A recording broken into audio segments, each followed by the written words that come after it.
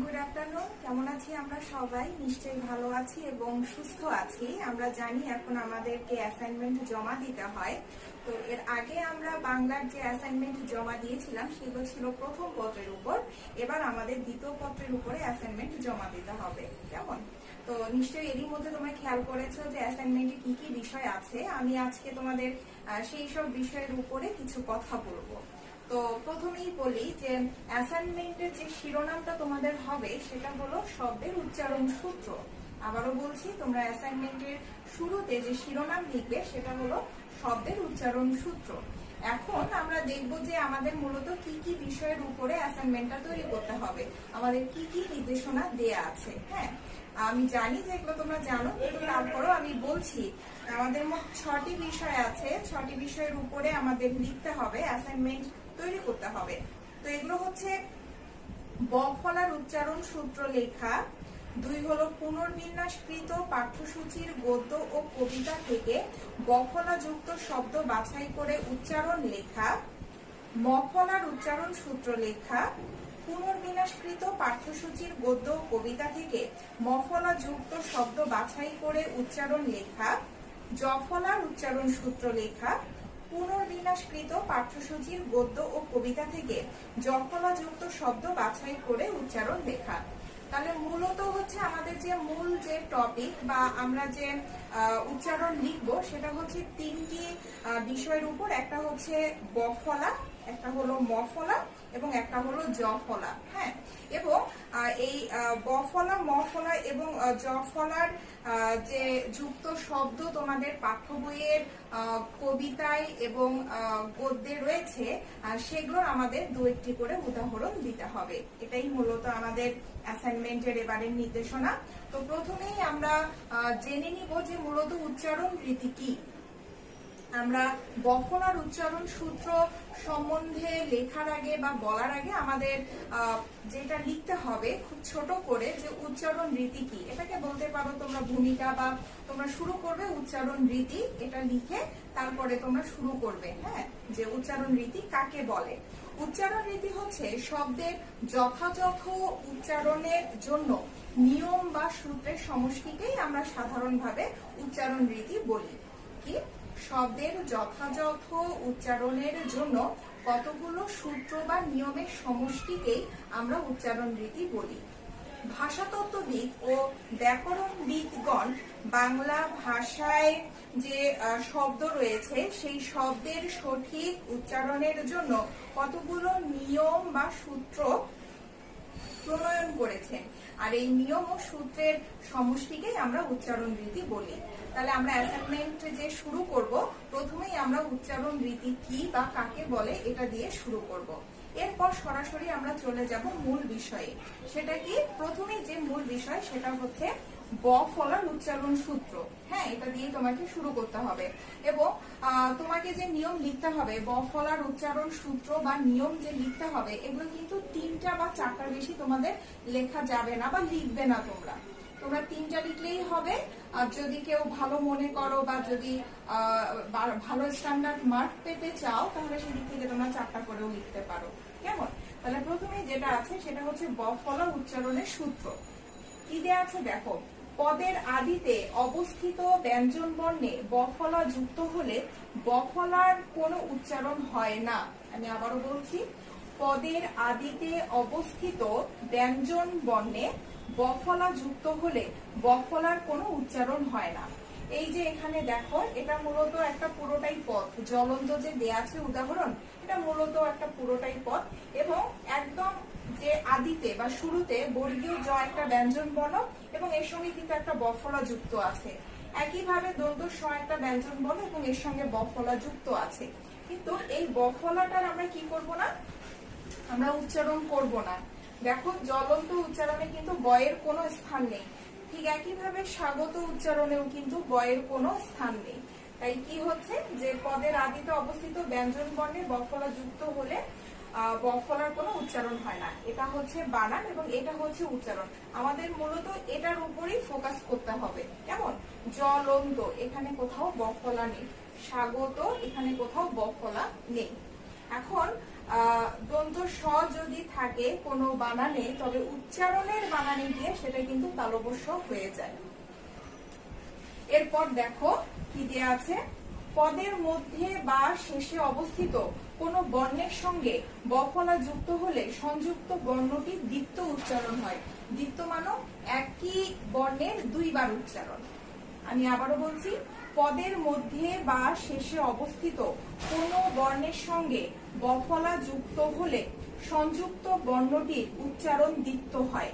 যেমন দেখো এখানে দেয়া আছে আশ্বিন। হ্যাঁ, আমরা এই যে তালব্য স এর সঙ্গে ব আছে, এই বটা উচ্চারণ করছি না, কিন্তু আমরা তালব্য স দুইবার উচ্চারণ করছি।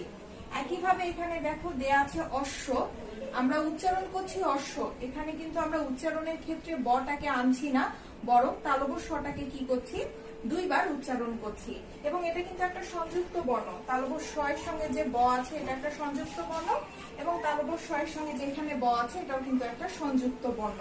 তাহলে পদের মধ্যে বা শেষে, এটা হলো মধ্য তালব্য স ব, কারণ এর পরে আরেকটি বর্ণ আছে, এবং এটা হচ্ছে শেষ, কারণ এরপরে কিন্তু আর কোনো বর্ণ নেই। পদের মধ্যে বা শেষে অবস্থিত কোন বর্ণের সঙ্গে বফলা যুক্ত হলে সংযুক্ত বর্ণটির দ্বিত্ব উচ্চারণ হয়। আশ্বিন, দেখো আমাদের উচ্চারণের বানান এখানে দেয়া আছে আশ্বিন, এবং অশ্ব, এই যে উচ্চারণের বানান দেয়া আছে অশ্ব। এরপরে দেখো ম ব্যঞ্জনের সাথে বফলা যুক্ত হলে বয়ের উচ্চারণ অবিকৃত থাকে, যেমন লম্ব, কম্বল। এর আগেরটাতে আমরা দেখছি যে যদি থাকে যুক্ত বর্ণের সঙ্গে ব থাকে সেটির উচ্চারণ হচ্ছে না, কিন্তু এখানে বলছে যে ম ব্যঞ্জনের সঙ্গে যদি বফলা যুক্ত থাকে, এই যে ম এর সঙ্গে ব, এই যে ম এর সঙ্গে ব, এই যে যখন যুক্ত থাকছে তখন কিন্তু বটাকে আমরা উচ্চারণ করছি, ঠিকঠাক ভাবে বফলাটাকে উচ্চারণ করছি। এখানে যেমন উচ্চারণ হচ্ছে না, এখানে যেমন উচ্চারণ হচ্ছে না, বিষয়টা এরকম না, এখানে উচ্চারণ হবে, কিন্তু শর্ত কি, যে তোমাকে ম ব্যঞ্জনের সাথে বফলাটাকে যুক্ত থাকতে হবে। যেমন লম্ব, এই যে দেখো আমরা উচ্চারণে বানানটা লিখেছি লম্ব, তারপরে আমরা লিখেছি কম্বল। কম্বল, এখানে কিন্তু আমাদের বয়ের যে উচ্চারণ সেটা কিন্তু ঠিকই থাকছে। এরপরে দেখো দেয়া আছে ব ব্যঞ্জনের সাথে বফলা যুক্ত হলে বয়ের উচ্চারণ অবিকৃত থাকে। ব ব্যঞ্জনের সঙ্গে বফলা যুক্ত হলে বয়ের উচ্চারণ অবিকৃত থাকে, মানে ডবল ব যেটা। হ্যাঁ, এখানে দেখো দেয়া আছে আব্বা, একটা হচ্ছে ব ব্যঞ্জন আর একটা হচ্ছে বফলা। আবার দেয়া আছে ডিব্বা, একটা হলো ব ব্যঞ্জন আর একটা হলো ব ফলা। এখানে দেখো, এখানে আমরা দেখছি যে এখানে দুটো বয়েরই উচ্চারণ ঠিকঠাক হচ্ছে, এবং এখানেও ডিব্বাতেও দুটো ব্যঞ্জন যে ব আছে, একটি ব এবং আরেকটি ব ফলা, দুটোরই উচ্চারণ কিন্তু সমানভাবে হচ্ছে। তাই বলা হয়েছে ব ব্যঞ্জনের সাথে ব ফলা যুক্ত হলে ব এর উচ্চারণ অবিকৃত থাকে, মানে ওটি বিকৃত হয়ে যায় না, যেমনটা আছে তেমনটাই উচ্চারণ হয়। তাহলে কি বফলার উচ্চারণের সূত্র আমরা পড়লাম, পদের আদিতে অবস্থিত ব্যঞ্জন বর্ণে বফলা যুক্ত হলে বফলার কোনো উচ্চারণ হয় না। পদের মধ্যে বা শেষে অবস্থিত কোনো বর্ণের সঙ্গে বফলা যুক্ত হলে সংযুক্ত বর্ণটি দ্বিত্ব উচ্চারণ হয়। ম ব্যঞ্জনের সাথে বফলা যুক্ত হলে বয়ের উচ্চারণ অবিকৃত থাকে। ব ব্যঞ্জনের সাথে বফলা যুক্ত হলে বয়ের উচ্চারণ অবিকৃত থাকে। এবং প্রত্যেকটার সাথে কিন্তু আমরা দুটো করে উদাহরণ দিয়েছি, এটা কিন্তু নিয়মের উদাহরণ। কেমন? এরপরে আমাদের যে 2 নাম্বার প্রশ্ন, সেটা হলো পুনর্বিন্যাসকৃত পাঠ্যসূচির গদ্য ও কবিতা থেকে বফলা যুক্ত শব্দ বাছাই করে উচ্চারণ লেখা। এটা কিন্তু আমরা এতক্ষণ 1 নাম্বার নিয়ে কথা বললাম, যে বফলা উচ্চারণের সূত্র। এরপরে আমরা যেটা নিয়ে কথা বলবো সেটা হলো কি, যে পুনর্বিন্যাসকৃত পাঠ্যসূচির গদ্য ও কবিতা থেকে বফলা যুক্ত শব্দ বাছাই করে উচ্চারণ লেখা। তাহলে আমরা যখন লিখবো তখন আমরা এভাবে খাতায় লিখবো যে পুনর্বিন্যাসকৃত পাঠ্যসূচির গদ্য ও কবিতা থেকে বফলা যুক্ত শব্দ বাছাই করে উচ্চারণ সহকারে লেখা হলো। বলছি, পুনর্বিন্যাসকৃত পাঠ্যসূচির গদ্য ও কবিতা থেকে বফলা যুক্ত শব্দ বাছাই করে উচ্চারণ সহকারে লেখা হলো। প্রথমে তুমি শব্দ যে বাছাই করেছো সেটা লিখবে, তারপরে এই শব্দগুলোকে তুমি কিভাবে উচ্চারণ করো সেটা লিখবে, এবং তুমি তোমার পাঠ্যসূচির কোন গদ্য বা কবিতা থেকে নিয়েছো সেটা তুমি লিখবে। এখানে প্রথমে দিয়েছি আমি শিকার, এটার উচ্চারণ দেখো তালব্য ষ ঋষি কয়াকার বৈষ্ণর। বলি যে দন্তস্বয়ের উচ্চারণ যখন আমরা উচ্চারণের বানান লিখবো তখন তালব্য স দিয়ে লিখবো। এখানে শব্দের বানানে দন্ত স থাকবে, কিন্তু এই শকে যখন আমরা উচ্চারণের বানানে লিখবো তখন তালব্য স হয়ে যাবে। এবং যে কোনো উচ্চারণের বানানে কিন্তু এই দীর্ঘিকারটা নিশিকার হয়ে যায়। কেমন? তাহলে দেখো শিকার, এখানেও শিকার লেখা, এবং আমি এটা নিয়েছি অপরিচিতা থেকে। তারপরে দেয়া আছে স্বাধীন। এগুলো সবগুলোই কিন্তু বফলার যে উদাহরণ সেটা থেকে আমি বলছি। এখানেও দন্ত স আছে, সেটা এখানে তালব্য স হয়ে গেছে, এবং বফলা যেহেতু উচ্চারিত হয় না তাই এখানে বফলা দেওয়া হয়নি। তারপরে দেখো যে এখানে দীর্ঘিকার আছে, উচ্চারণের বানানে গিয়ে এটা ঋষিকার হয়ে যায়। হ্যাঁ, তাই স্বাধীন, স্বাধীন এটা আমরা নিয়েছি আমার পথ প্রবন্ধ থেকে। তারপরে দেয়া আছে বিশ্বাস, এটা হচ্ছে নেওয়া হয়েছে অপরিচিতা থেকে। এবং এখানেও কিন্তু মধ্যের বর্ণের সঙ্গে যেহেতু বফলা আছে তাই তালব্য স এর কিন্তু আমাদের দ্বিত্ব উচ্চারণ বা ডাবল উচ্চারণ হবে। তাই ভেঙে ভেঙে লিখলে এরকম হয়, আমরা আগে বিষ উচ্চারণ করি তারপরে শ্বাস উচ্চারণ করি। আমরা যেভাবে উচ্চারণ করি ঠিক সেইভাবে সেই বানানটাই আমরা লিখবো, বিশ্বাস। হ্যাঁ, এটা আমরা নিয়েছি অপরিচিতা থেকে। তো এই হচ্ছে আমাদের বফলার যে উচ্চারণের সূত্র এবং বফলার যে উদাহরণ আমাদের পাঠ্যসূচির গদ্য কবিতায় রয়েছে সেটার উপরে দেয়া হলো। পরবর্তীতে আমরা যে প্রশ্নে যাব সেটা হচ্ছে মফলার উচ্চারণ সূত্র লেখা। ঠিক আছে, আমরা চলে যাব মফলার উচ্চারণ সূত্রে নিয়ে কথা বলতে। এখানেও আমাদের মফলা উচ্চারণের সূত্র, এটা আগে লিখতে হবে, তারপর আমরা একে একে 4টা সূত্র লিখবো এবং সেটা দুটো করে উদাহরণ দিব। প্রথমেই দেখো দেয়া আছে পদের মধ্যে বা শেষে অবস্থিত মফলা যুক্ত বর্ণের উচ্চারণ দ্বিত্ব হয় ও কিছুটা নাসিক্য প্রবাহিত হয়, মানে যেটা আমরা নাক দিয়ে উচ্চারণ করি বা নাকের একটা সংস্পর্শ থাকে। আবারও বলছি, পদের মধ্যে বা শেষে অবস্থিত মফলাযুক্ত শব্দের উচ্চারণ দ্বিত্ব হয়, মানে দুইবার উচ্চারিত হয় ও কিছুটা নাসিক্য প্রভাবিত হয়। যেমন এখানে দেয়া আছে পদ্ম, যে পদ্ম ফুল, এবং ভস্য। হ্যাঁ, এখানে দেখো দয়ের সঙ্গে ম দেয়া আছে, কিন্তু আমরা এই ময়ের উচ্চারণটা করি না, বরং আমরা দয়ের হলো দুইবার উচ্চারণ করি। আর এখানে ময়ের কারণে নাসিক্য একটা প্রভাব যেহেতু থাকে তাই আমরা চন্দ্রবিন্দু দিচ্ছি। একইভাবে দেখো ভস্য, এখানেও আমরা ময়ের উচ্চারণ করছি না, আমরা এই শয়ের দুইবার উচ্চারণ করছি। এবং আমরা জানি যে বানানে যদি দন্ত স থাকে তবে উচ্চারণের বানানে গিয়ে সেটা হলো গিয়ে তালব্য স হয়ে যায়। তাই ভস্য আমরা ভেঙে ভেঙে উচ্চারণের বানানগুলো লিখবো। এবং এখানেও যেহেতু একটা নাসিকের প্রভাব থাকে তাই এখানেও চন্দ্রবিন্দু হবে। পরের নিয়ম, কোন শব্দের প্রথম বর্ণে মফলা যুক্ত হলে মফলা অনুচ্চারিত থাকে এবং কিছুটা নাসিক্য রূপে উচ্চারিত হয়। কোন শব্দের প্রথম বর্ণে, এই যে দেখো একটা শব্দ এবং এটার প্রথম বর্ণেই কিন্তু ম যোগ করা আছে, দন্ত স এর সঙ্গে ম যোগ করা আছে, তালব্য স এর সঙ্গে ম যোগ করা আছে, যুক্ত থাকে এবং কিছুটা নাসিক্য রূপে, এবং এখানেও আমরা একটা নাকের প্রভাব দেখতে পাই। তাহলে কি দেখো, স্বরণ যেহেতু নাসিক্য প্রভাব থাকছে তাই আমরা চন্দ্রবিন্দু দিচ্ছি, এবং শ্মশানেও যে মফলা আছে সেটি তো উচ্চারিত হবে না এবং নাসিক্য প্রভাব থাকার কারণে চন্দ্রবিন্দু হবে। তাহলে কি মফলার এখানে উচ্চারণটা হবে না, বরং মফলা যেটির সঙ্গে যুক্ত আছে শুধুমাত্র সেটিরই উচ্চারণ হবে। 3 নাম্বার দেখো, কিছু সংস্কৃত শব্দে মফলার উচ্চারণ অবিকৃত থাকে। আমরা জানি বিভিন্ন উৎস থেকে আমাদের বাংলা ভাষায় শব্দ এসেছে, এর মধ্যে সংস্কৃত অন্যতম, এবং বলা হচ্ছে কিছু সংস্কৃত শব্দে মফলার উচ্চারণ অবিকৃত থাকে, মানে যে মফলাটা যুক্ত থাকে সেটির উচ্চারণটা করতে হয়। আমরা অনেক জায়গায় উচ্চারণটা করছি না, আবার অনেক জায়গায় দুইবার উচ্চারণ করছি, কিন্তু এখানে আমাদের উচ্চারণ যেটা সেটা ঠিকই থাকবে, ময়ের উচ্চারণ ঠিকই থাকবে। যেমন দেখো দেয়া আছে যুগ্ম, দেয়া আছে তন্ময়, এই যে দন্ত নয়ের সঙ্গে ম যোগ আছে এটা হলো তন্ময় উচ্চারণ, এবং এখানে দেখো যুগ্ম দেয়া আছে গয়ের সঙ্গে ম, এখানে কিন্তু আমরা গয়ের সঙ্গে ময়ের উচ্চারণ করছি। যদি তোমার বানানে জ দেয়া থাকে তাহলে সেইটা কিন্তু তোমার উচ্চারণের বানানে এসে বর্গীয় জ হয়ে যাবে, এটা কিন্তু মাথায় রাখতে হবে।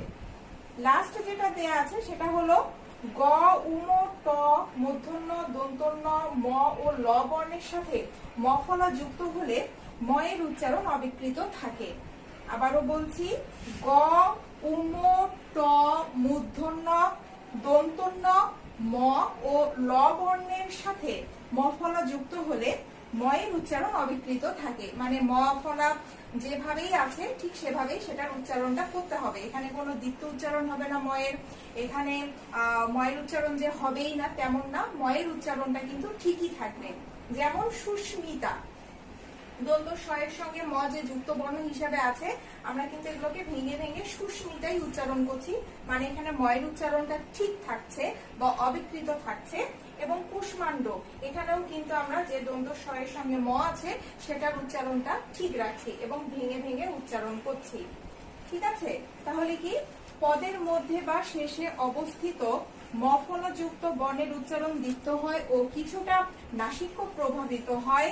কোন শব্দের প্রথম বর্ণে ম ফলা যুক্ত হলে ম ফলা অনুচ্চারিত থাকে এবং কিছুটা নাসিক্য রূপে উচ্চারিত হয়। কিছু সংস্কৃত শব্দে ম ফলার উচ্চারণ অবিকৃত থাকে। গ উম ট মূর্ধন্য দন্তন্য ম ও ল বর্ণের সাথে ম ফলা যুক্ত হলে ম এর উচ্চারণ অবিকৃত থাকে। এবং এই সূত্রগুলোর সাথে কিন্তু আমরা দুটো করে উদাহরণও দিয়ে দিয়েছি। এই যে আমরা ম ফলা যুক্ত শব্দ পড়লাম বা জানলাম, এটা কিন্তু এখন আমাদের ওই যে ব ফলার মতো করে আমাদের বইয়ে যেসব ম ফলা যুক্ত শব্দ আছে সেগুলো বের করে আমাদেরকে উদাহরণ হিসাবে দেখাতে হবে। তো একইভাবে আমাদের কি লিখতে হবে, যে পুনর্বিন্যাসকৃত পাঠ্যসূচির গদ্য ও কবিতা থেকে ম ফলা যুক্ত শব্দ বাছাই করে উচ্চারণ সহকারে লেখা হলো। পুনর্বিন্যাসকৃত পাঠ্যসূচির গদ্য ও কবিতা থেকে ম ফলা যুক্ত শব্দ বাছাই করে উচ্চারণ সহকারে লেখা হলো। একইভাবে আগে আমরা শব্দ, তারপরে উচ্চারণ, তারপরে গদ্য ও কবিতা লিখব। শব্দ হচ্ছে স্মরণ, যেটির উচ্চারণ হচ্ছে শয়ের চন্দ্রবিন্দু, রয়কার আর দন্ত ন। কারণ এখানে ময়ের কিন্তু আমাদের হচ্ছে উচ্চারণ হচ্ছে না, কারণ এটা শব্দের শুরুতেই যোগ আছে, কিন্তু এখানে একটা নাসিক্য প্রভাব আছে, নাকের একটা প্রভাব আছে, তাই চন্দ্রবিন্দু যোগ করা হচ্ছে। এই স্মরণ, এবং এটা আমরা নিয়েছি অপরিচিতা গল্প থেকে। এরপর দেয়া আছে আজন্ম, যেটা আমরা নিয়েছি আমি কিংবদন্তির কথা বলছি কবিতা থেকে। এবং দেখো আমরা বলেছিলাম যে দন্তন্য মূর্ধন্য ল ট এগুলোর সঙ্গে যদি এই ম যুক্ত থাকে তাহলে কিন্তু সেটির উচ্চারণটা অবিকৃত থাকে, মানে যা আছে সেটার উচ্চারণটা ঠিকঠাক হবে। তাই আজন্ম, আজন্ম, ঠিক আছে। তাই এই ময়ের উচ্চারণটা আমরা ঠিকঠাক ভাবে করছি, অবিকৃত ভাবে করছি। ঠিক আছে, তাহলে আমরা এখান থেকে দুটো উদাহরণ দেখাচ্ছি। একটা হলো স্মরণ অপরিচিতা গল্প থেকে, আর একটা দেখাচ্ছি আজন্ম, যেটা আমি কিংবদন্তির কথা বলছি কবিতা থেকে নেওয়া হয়েছে। আমাদের সর্বশেষ টপিক হচ্ছে জ ফলা উচ্চারণের সূত্র। কেমন, সর্বশেষ টপিক নিয়ে এখন আমরা আলোচনা করছি, যেটা হচ্ছে জ ফলা উচ্চারণের সূত্র। প্রথমেই 1 নাম্বার দেখো, জ ফলার পর ব্যঞ্জন ধ্বনি বা স্বরেয় স্বরেয়া বা ও ধ্বনি থাকলে জ ফলা এ উচ্চারণ হয়। জ ফলার উচ্চারণ দুই ভাবে হয়, একটা এর মতো করে হবে আর একটা হচ্ছে এর মতো করে হবে। এখন কি বলছে, যে জ ফলার পরে ব্যঞ্জন ধ্বনি বা স্পেসিফিক ভাবে যদি স্বরেয় স্বরেয়া বা ও ধ্বনি থাকে তাহলে জ ফলার উচ্চারণ এর মতো হবে। যেমন এখানে দেওয়া আছে হচ্ছে কি ব্যস্ত।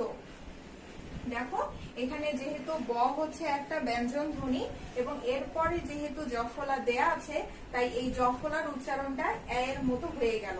এখানে আমরা আকার দিইনি, কিন্তু এখানে কিন্তু আমরা আকারের উচ্চারণ করছি, ব্যস্ত।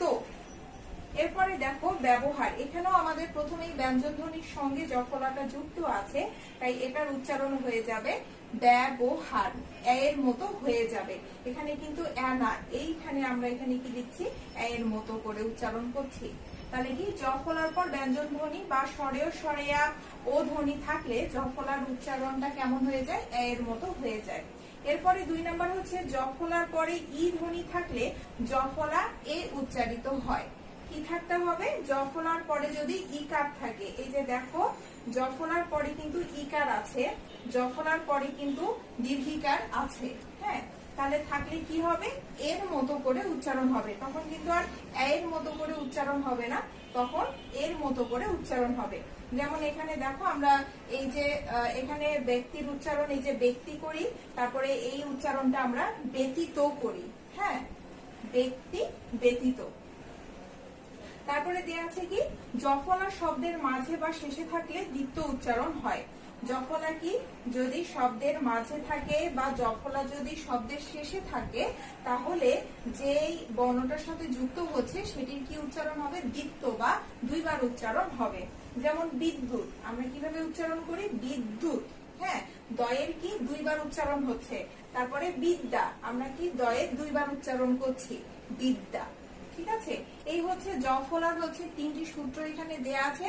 এবং তার পরবর্তীতে আমরা যে আমাদের গদ্য বা কবিতা থেকে যে আমরা উদাহরণ নিয়েছি, সেটির ক্ষেত্রে আমি সরাসরি এখানে উদাহরণ দিয়েছি, কিন্তু তার আগে তোমাদেরকে যে কথাটা লিখতে হবে সেটা হলো কি, পুনর্বিন্যাসকৃত পাঠ্যসূচির গদ্য ও কবিতা থেকে জফলা যুক্ত শব্দ বাছাই করে উচ্চারণ সহকারে লেখা হলো। এর আগেও আমি যেহেতু দুটো পার্টে লিখেছি, বফলার ক্ষেত্রে লিখেছি, মফলার ক্ষেত্রে লিখেছি, তোমাদেরকে কিন্তু এটা জফলার ক্ষেত্রেও লিখতে হবে।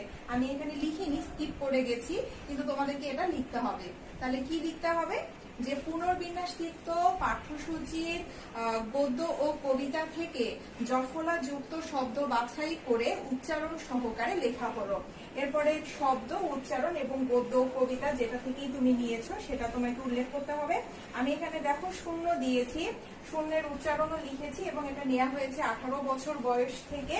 তারপরে দেখো জফলা আছে ব্যঞ্জন বর্ণের সঙ্গে, তাই কি হবে, যে এটার হলো কি উচ্চারণ হবে, ডাবল উচ্চারণ হবে।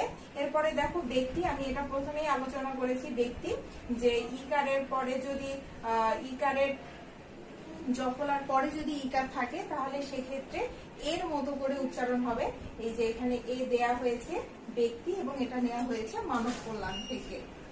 তো এই হচ্ছে তোমাদের আজকের অ্যাসাইনমেন্টের টপিক নিয়ে আলোচনা। আশা করি এটা তোমাদের অনেক কাজে লাগবে। তোমরা সুন্দর, নির্ভুল ভাবে এবং পরিচ্ছন্ন ভাবে তোমরা তোমাদের অ্যাসাইনমেন্ট করবে। পরবর্তীতে আবারও যখন অ্যাসাইনমেন্ট আসবে, আবারও আমরা সেই অ্যাসাইনমেন্ট নিয়ে আলোচনা করব। সেই অবধি তোমরা সবাই ভালো থাকবে, সুস্থ থাকবে। ধন্যবাদ।